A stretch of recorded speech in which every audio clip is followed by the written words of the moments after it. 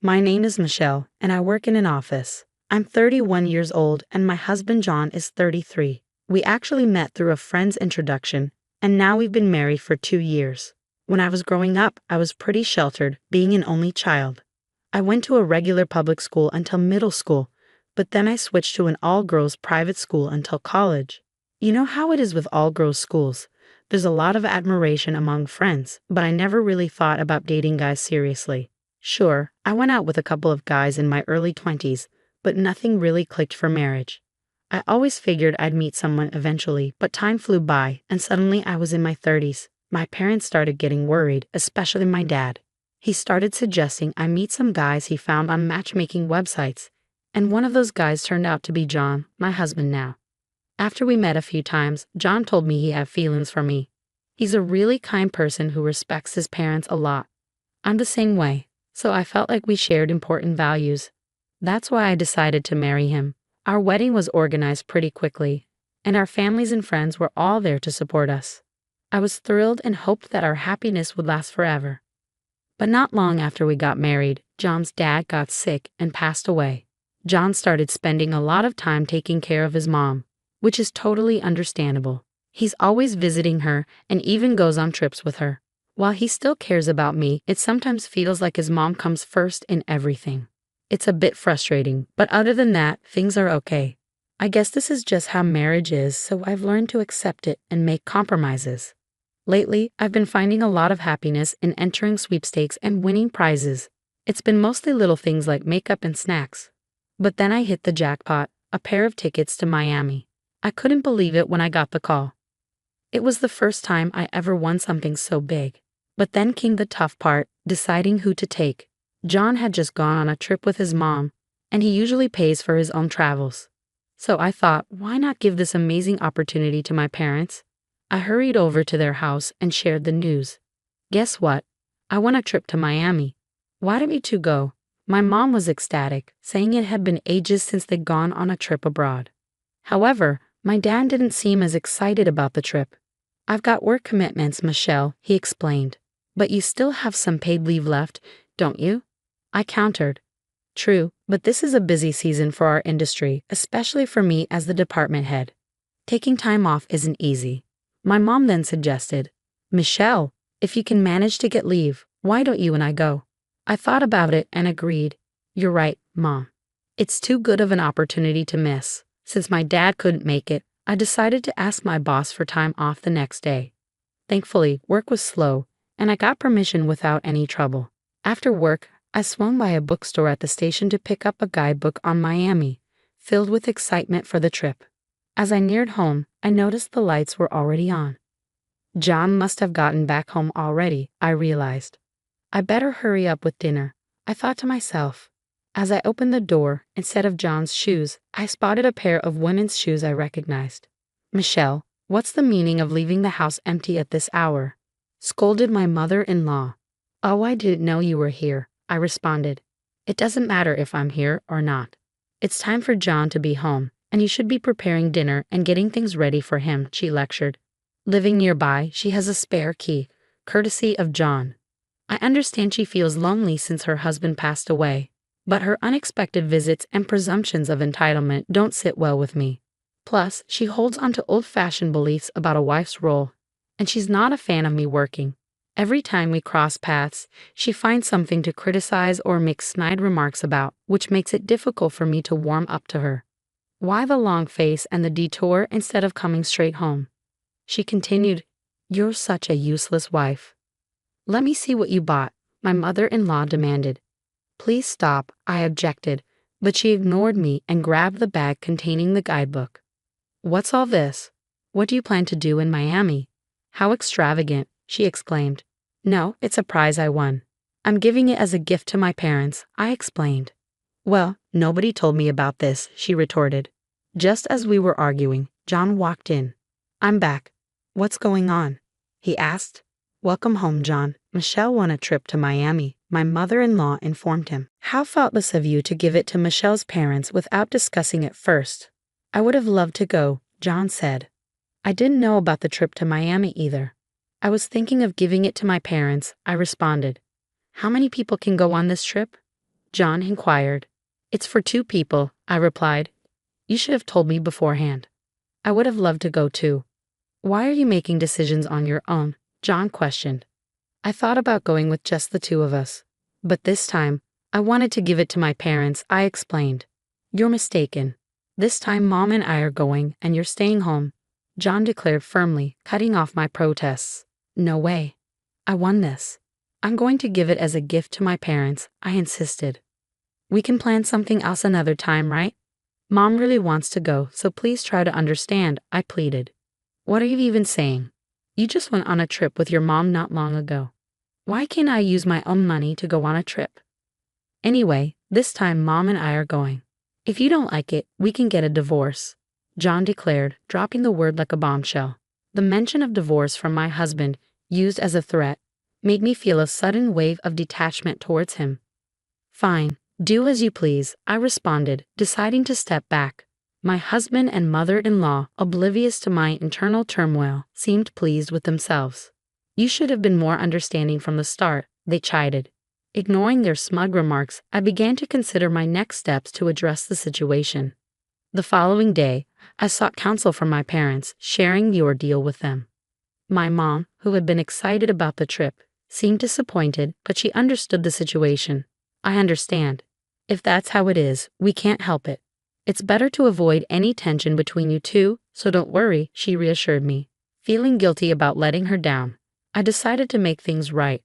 During my lunch break, I called the airline and requested to change the trip to Miami to include my husband and mother-in-law instead. However, the operator explained that once the reservation is made, changes aren't allowed, and the tickets are only valid for the winner. This was clearly stated in the documents they sent me. Realizing my mistake, I told the operator I would decline the prize. I chose not to tell my husband and the others about this and decided that if they really wanted to go, they could purchase tickets themselves. That evening, when my husband came home from work, he brought up the trip. Hey Michelle, did you call the airline? Did you tell them we're going to Miami with Mom? He asked. I made the call and handed over the winning documents and tickets to my husband. Here, take a look at these. All the details are in there. It's important to read them, I urged. Knowing he probably wouldn't bother reading them, I handed them over anyway. True to form, he just glanced at them and set them on his shelf. Try to see this as a kind gesture for your mom, I suggested. Sure, I'm more than happy to stay home. I can't wait to see their reactions, he agreed. On the day of the trip, John seemed unusually tense, as if something was weighing heavily on him. As the departure day arrived, John and his mother encountered delays at the airport. What's going on? Can you explain this? He demanded, looking at me with confusion and frustration. As we've explained, these tickets are non-transferable, and if the winner isn't present, they become invalid. This is clearly outlined in our policy. Anyone else attempting to use them would need to pay the full fare, the airline representative reiterated. John and his mother had already splurged on luxury hotels, stretching their budget thin. Then, at the airport ticket counter, they encountered yet another setback. I'm terribly sorry, but there seems to be an issue. Could you please try using a different payment method? The attendant requested. That's impossible. This card has been working perfectly fine. Why is this happening now? John exclaimed in frustration. I'm afraid we can't diagnose the problem here. You may want to contact your card issuer for assistance, the attendant advised. With no other option, John had to resort to using another credit card and then reach out to me. Hey, what's happening? The tickets you gave us aren't usable, and now my credit card's been declined, he explained over the phone. Did you bother reading the fine print on the ticket? It clearly states they're invalid if the winner isn't present. And as for your credit card issue, that's news to me, I retorted. Your card, John clarified. Well, I've reported my card lost. I couldn't find it in my wallet, so I suspected you might have taken it. Thankfully, it hasn't been misused, I explained. That's not amusing. You won't get away with this when we're back, John threatened. That's entirely your own doing. What you did amounts to theft, I countered. You know what, woman? I'm divorcing you. Get out, John declared angrily. Fine. Just as I expected you'd say. As you wish. I'll agree to the divorce, I replied calmly.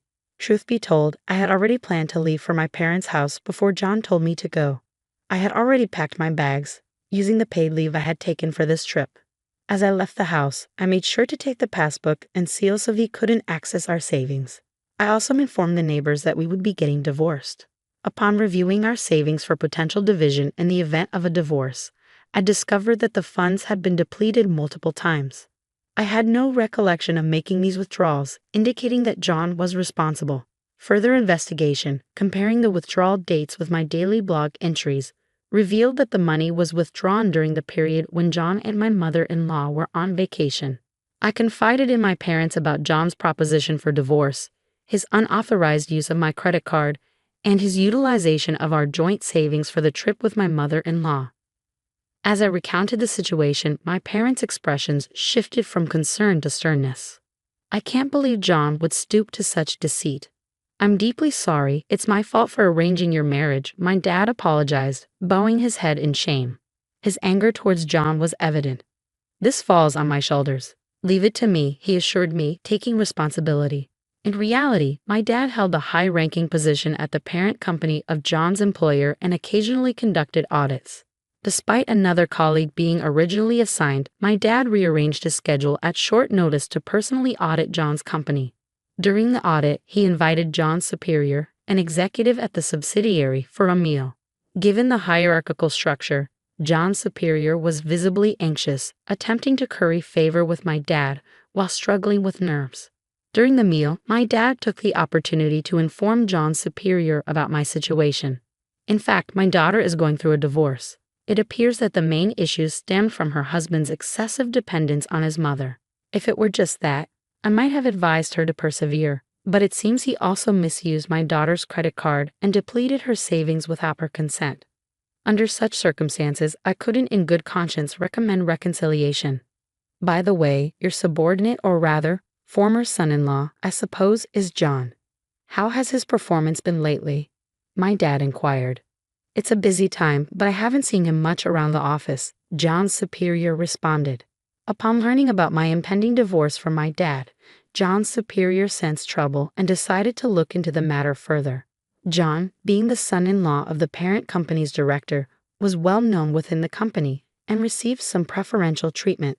However, a closer examination might reveal more about his conduct. "I'll arrange for a lawyer recommended by my dad to handle the divorce proceedings. You'll receive written confirmation soon, covering matters like alimony and property division," I informed John. John assured me that he wouldn't let things slide, but it seemed that neither he nor his mother would have an easy time upon their return from Miami. Sometime after John and my mother-in-law returned from their trip to Miami, John paid a visit to my parents' house. "Michelle, what's this certified mail about? I'm strapped for cash. I can't afford to pay any alimony. And this property division, it's just a marital spat. There's no need to take it this far.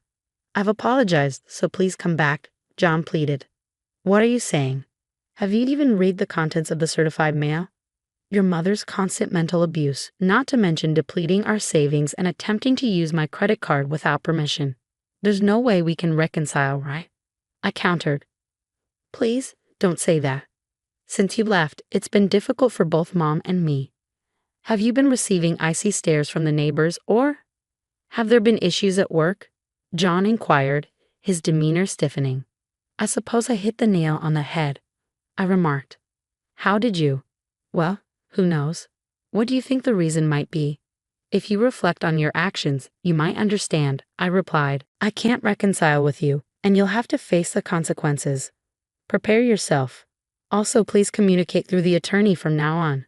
If you persist in lingering, I'll involve the security company," John warned sternly. When I mentioned involving the security company, John finally relented and left with a heavy heart. In truth, everything John had come pleading about was orchestrated by my father and me. Before returning to my parents' home, I went to our neighbors and spun a tale about being kicked out by my husband and mother-in-law after they stole the plane tickets I had won in a lottery. Drawing from my past experience in the drama club during my student years, my performance was remarkably convincing. Since my husband and mother-in-law returned from their Miami trip, rumors and gossip have swirled around them in the neighborhood.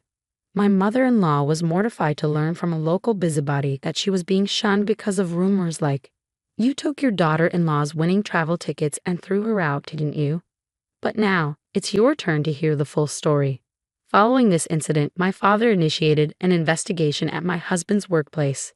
It was discovered that my husband, who happened to be the son-in-law of a department head in the parent company, had been abusing his position. He frequently took time off during busy periods to travel with his mother-in-law, habitually arrived late or left early, and was even found to be embezzling company funds. Given the severity of his actions, he was promptly dismissed from his job. The company then issued a statement to all its employees, declaring an end to the preferential treatment previously extended to family members of senior staff. Thanks to the lawyer my father hired, my divorce proceedings unfolded smoothly, and I finally obtained my official single status. The savings my husband had depleted were divided evenly based on their original amounts before his spending spree, and I received fair compensation. My detailed blog entries served as evidence of his emotional abuse, validating my experiences. Feeling liberated after getting justice against my husband and mother-in-law, I didn't want to hoard the compensation from the divorce. Instead, I decided to indulge and treat myself. Coordinating with my father's company holiday, I planned a vacation, seizing the opportunity to embark on the overseas trip I had previously missed out on. Initially undecided on our destination, we eventually settled on Miami, taking into account my mother's preferences. Together with my parents, we meticulously planned our itinerary, anticipating days filled with exploring crystal-clear seas, vibrant coral reefs, indulging in shopping, and relishing our long-overdue family vacation. Recognizing the sorrow I had caused my parents through my divorce, I was determined to make amends and create lasting memories with them. While thoughts of remarriage were far from my mind at the moment, I remained open to the possibility of finding genuine companionship in the future. Uncertain about what lies ahead, I focused on the excitement of our upcoming trip with my parents, cherishing the present happiness and looking forward to whatever the future may bring.